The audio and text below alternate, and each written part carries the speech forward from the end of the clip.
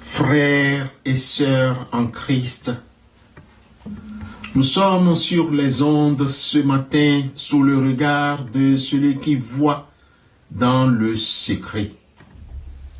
Le Christ nous dit dans l'Évangile que ta main gauche ne sache pas ce que fait ta main droite. Aujourd'hui, nous allons découvrir que la véritable richesse ne réside pas dans ce que nous amassons avec acharnement, mais dans ce que nous acceptons de faire tomber pour le prochain.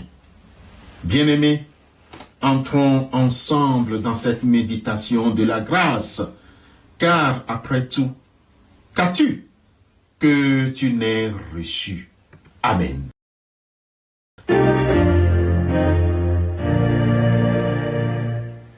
Un jour, au rêve étrange, sublime vision, sous l'égide d'un ange, je m'enfuis à Sion. Là-haut, tout près du portique, j'entendis des enfants qui chantaient un cantique au son clair et touchant.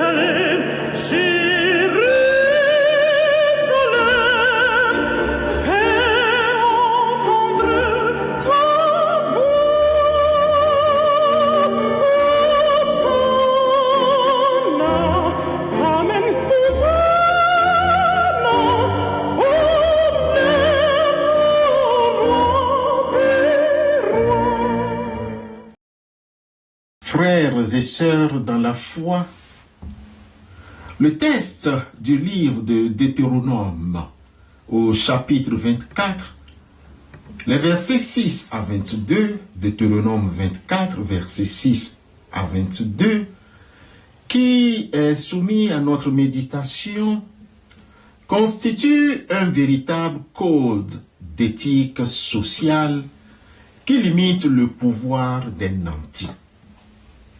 4 obligations se détachent.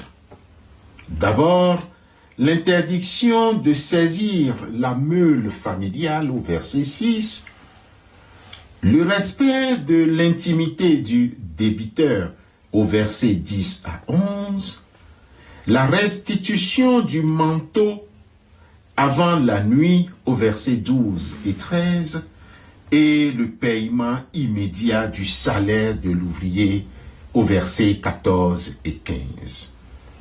Enfin, le droit au glanage réserve les restes de la récolte aux plus précaires, versets 19 à 22. Chers frères et sœurs dans la foi, cette loi dont nous venons de faire rapidement le résumé n'est pas une simple règle civile, c'est une réponse à l'histoire humaine. Souviens-toi que tu as été esclave, nous rappelle alors cette loi. Souviens-toi que tu as été esclave. Ici, la justice ne consiste pas à donner ce qu'on veut, mais à laisser ce qui appartient de droit aux vulnérables. Bien-aimé, quand tu feras la récolte, n'y retourne pas pour ramasser ce que tu as oublié, au verset 19. Ce verset 19 est le cœur battant de la justice biblique. Il nous fait passer de la charité optionnelle à la justice obligatoire. C'est une invitation à pratiquer la théologie de l'oubli volontaire. Dans notre monde obsédé par la rentabilité maximale, ce commandement est une révolution. Il nous demande d'apprendre à être efficace par amour. Dieu nous demande de ne pas ratisser nos vies jusqu'au dernier épi. Il protège le pauvre de la faim, mais aussi de l'humiliation, en préservant son sanctuaire et sa fierté. Aujourd'hui, mon frère, ma sœur, quels sont nos champs, nos agendas, nos surplus, nos privilèges? Sommes-nous capables de ne pas tout consommer pour nous-mêmes? Le moteur de cette générosité n'est pas la culpabilité, mais la mémoire. Bien-aimés frères et sœurs, si nous sommes durs et avares, c'est que nous avons oublié que tout ce que nous possédons est une grâce. Car qui est-ce qui te distingue? Qu'as-tu que tu n'aies reçu? Et si tu l'as reçu, pourquoi te glorifies-tu comme si tu ne l'avais pas reçu? Nous rappelle alors l'apôtre Paul dans sa première lettre aux Corinthiens, chapitre 4, le verset 7. 1 Corinthiens 4, 7. Bien-aimés frères et sœurs, tout est grâce. À chaque fois que je vais être tenté de retenir mes ressources ou mon temps, saurais-je me murmurer à moi-même, qu'as-tu que tu n'aies reçu?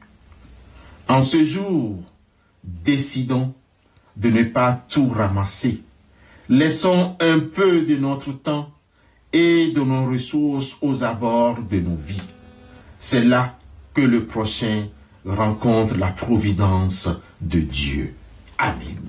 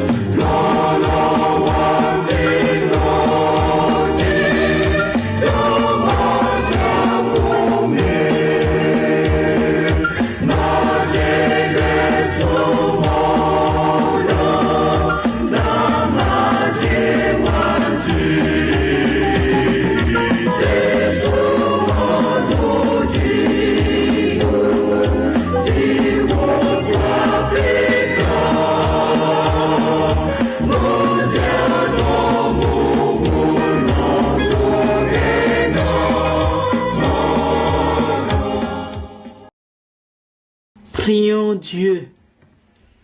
Seigneur notre Dieu, nous te rendons grâce ce matin car tout ce que nous sommes et tout ce que nous avons vient de toi. Comme l'apôtre nous le rappelle, qu'as-tu que tu n'aies reçu?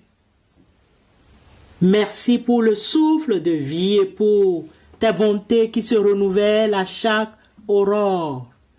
Seigneur, nous te prions pour un partage équitable de tes ressources. Apprends-nous à ne pas tout ramasser pour nous-mêmes, mais à laisser nos mains ouvertes pour que personne ne manque du nécessaire. Délivre-nous de l'avarice et fais de nous les intendants fidèles de ta providence. Nous portons devant toi les enfants de la rue. Toi qui es le père des orphelins, protège-les du froid, de la faim et de la violence.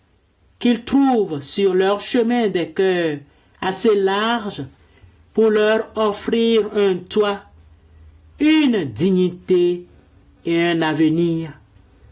Nous te confions aussi les prisonniers dans le secret de leurs cellules.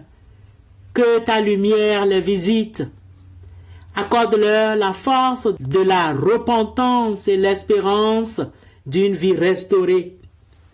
Souviens-toi de leur humanité, là où le monde ne voit que leurs fautes. Merci encore, Seigneur, de nous avoir libérés de nos propres esclavages. Aide-nous à vivre cette journée les yeux fixés sur toi, en cultivant ce secret où seul ton regard d'amour nous suffit. Amen.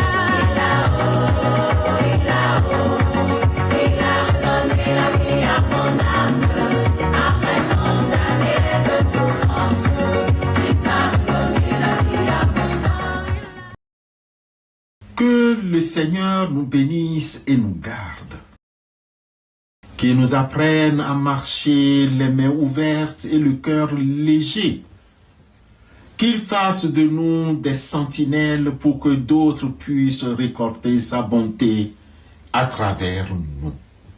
Allons dans la paix de Christ Jésus, car nous sommes aimés de toute éternité. Amen.